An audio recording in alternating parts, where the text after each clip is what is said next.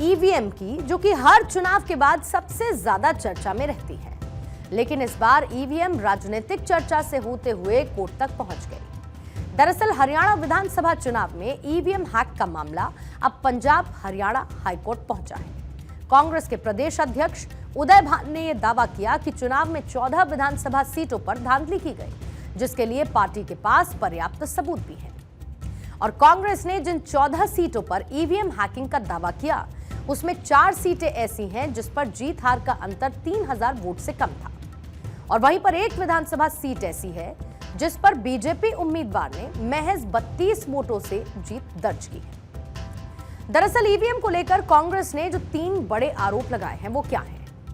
पहला आरोप यह है कि 8 अक्टूबर को चुनाव के नतीजों से पहले कांग्रेस के हरियाणा प्रभारी दीपक बाबरिया को एक मैसेज मिला, जिसमें यह कहा गया था कि कांग्रेस 14 सीटों पर हारने जा रही है, जहां पर ईवीएम को सेट बीजेपी करेगी। दूसरा आरोप यह है कि जिस दिन दीपक बाबरिया को यह मैसेज मिले, उस दिन उनकी तबीयत खराब थी और इसीलिए वो इन मैसेजेस को पढ़ नहीं पाए। हरियाणा कांग्रेस ने जो तीसरा आरोप लगाया, उसमें यह कहा गया कि दीपक बाबरिया मैसेज भेजने वाले आदमी को, व्यक्ति को जानते हैं, लेकिन उन्हें डर है कि अगर उसका नाम बताया तो उसकी हत्या हो सकती है। अब आपको यह भी बता दूं कि जिन सीटों को लेकर हरियाणा कांग्रेस ईवीएम हैक होने का आरोप लगा रही है, वो सीटें कौन कौन सी हैं? कालका पहली सीट। इस विधानसभा सीट से बीजेपी की शक्ति रानी शर्मा को 60,612 वोट मिले। कांग्रेस के प्रदीप चौधरी को 49,729 वोट मिले और दोनों की जीत हार का अंतर 10,883 वोट का रहा। दूसरी सीट है घरौंदा सीट। इस विधानसभा सीट से बीजेपी के प्रत्याशी हरविंद कल्याण को 87,236 वोट मिले।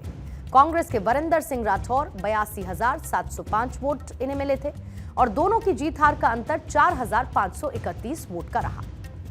तीसरी सीट है असंध सीट। इस विधानसभा सीट से बीजेपी प्रत्याशी योगिंदर सिंह राणा को 54,761 वोट मिले और कांग्रेस के शमशेर सिंह गोगी 52,455 वोट इन्होंने हासिल किए। दोनों की जीत हार का अंतर 2,306 वोट का रहा।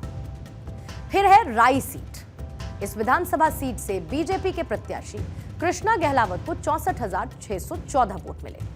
कांग्रेस के जय भगवान आंतिल को 59,941 वोट मिले और जीत हार का अंतर 4,673 रहा। खरखौंदा सीट। इस विधानसभा सीट से बीजेपी प्रत्याशी पवन खरखौंदा को 58,084 वोट मिले और कांग्रेस के जय भगवान आंतिल को 52,449 वोट मिले। दोनों की जीत हार का अंतर 5,635 का रहा। ये मैंने आपको कुछ सीट्स का उदाहरण दिया, लेकिन ऐसी ही कुछ और भी सीटें हैं जहां पर जीत हार का अंतर कम रहा और उसको लेकर भी कांग्रेस का आरोप यह है कि यहां पर ईवीएम को सेट किया गया। मोटा मोटी बात यह है कि जहां पर हार हुई वहां पर ईवीएम सवालों की घेरे में है, जहां पर जीत हुई वहां पर ईवीएम कांग्रेस की तरफ से आरोप मुक्त कर दी गई है।